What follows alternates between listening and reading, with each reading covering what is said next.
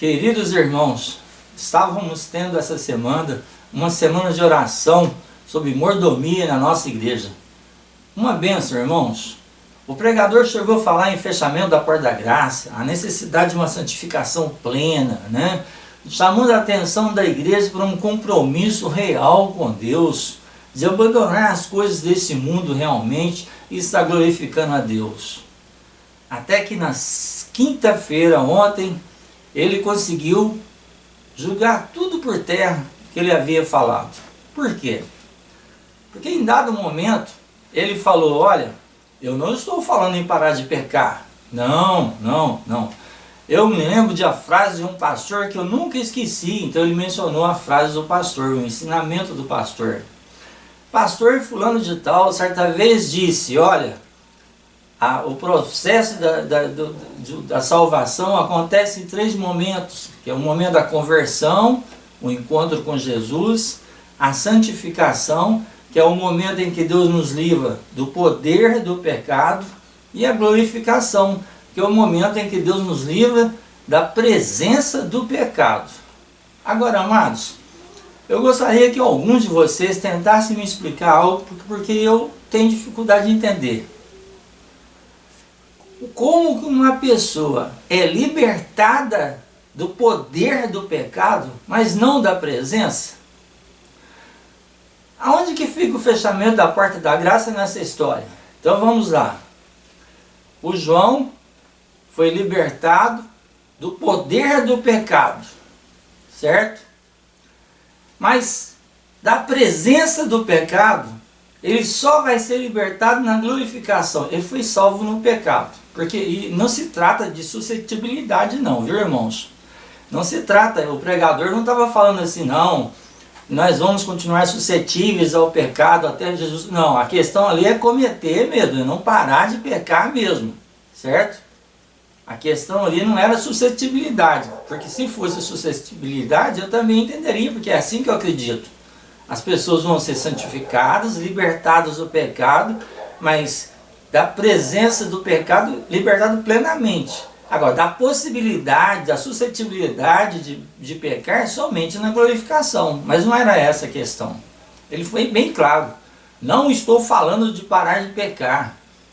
Então, da presença do pecado, nós seremos libertados só na glorificação. Irmãos, é muito triste nós vermos isso num púlpito, em uma igreja adventista, num pleno sábado, encerrando uma semana de oração, sabe? Nos 2 últimos dias que ele mencionou essas coisas, na sexta e no sábado. Irmãos, nós estamos subestimando o poder de Deus. Irmãos, em um mundo cheio de propagandas falsas, sabe? Enganosas, nós não podemos pensar que Deus também faz propaganda enganosas, não, certo?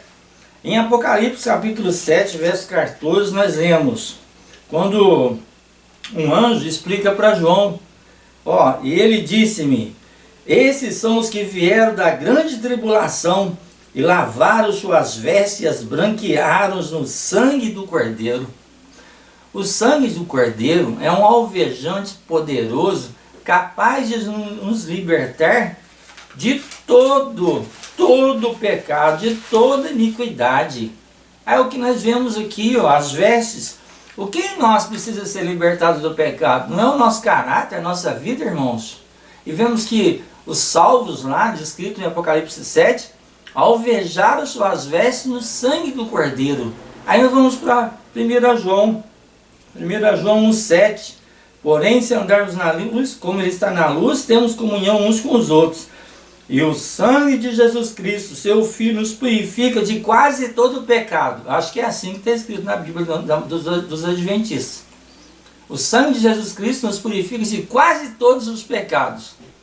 Não é assim que está, né, irmãos? É de todos os pecados. Então, há poder na graça de Deus para nos livrar do pecado.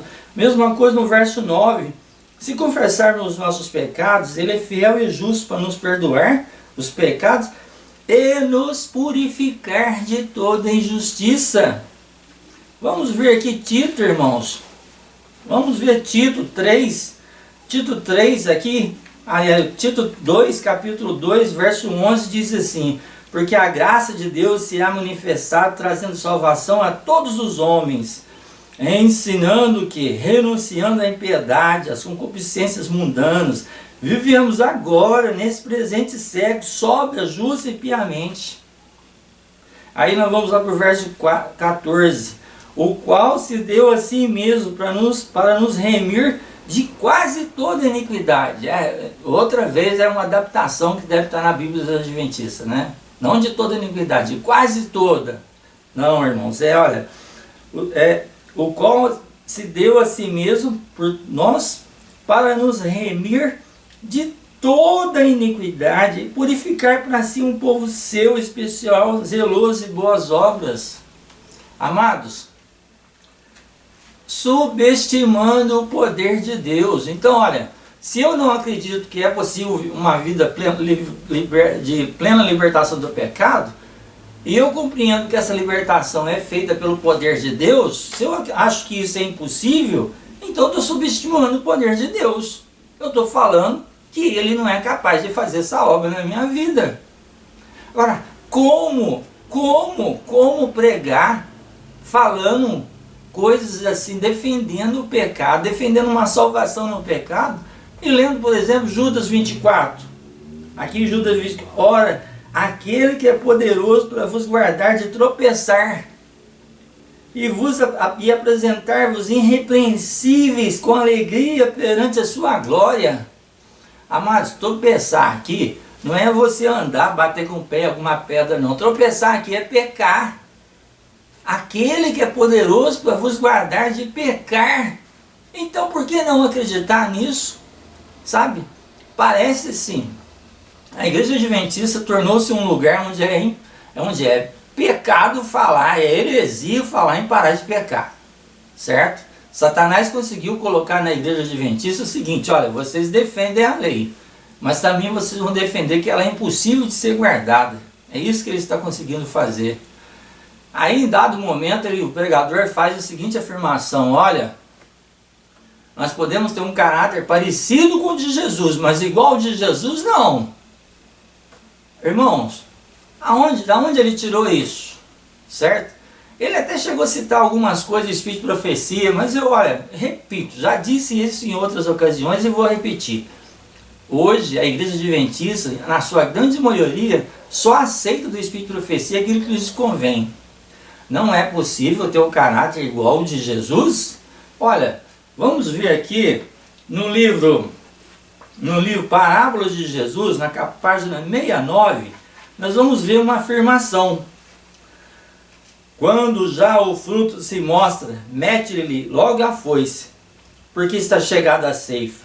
Olha só, irmãos, Cristo aguarda com fremente desejo a manifestação de si mesmo em sua igreja. Quando o caráter de Cristo se reproduzir perfeitamente em seu povo, então virá reclamá-los como seus. Vamos continuar morrendo aqui com câncer, doenças, vamos continuar vendo nossos amados aí morrendo de acidentes de trânsito, né? Porque nós não acreditamos, não vamos buscar e vamos continuar presos andando aqui nesse deserto. Quando o caráter de Cristo se reproduzir perfeitamente em seu povo. Aí me aparece um pregador falando que não é impossível ter o caráter de Cristo. Bom, é impossível para ele, porque para a serva do Senhor não. E vamos ver aqui mais, no mesmo livro, na página, dessa vez 310, a veste nupcial. Lembra da veste?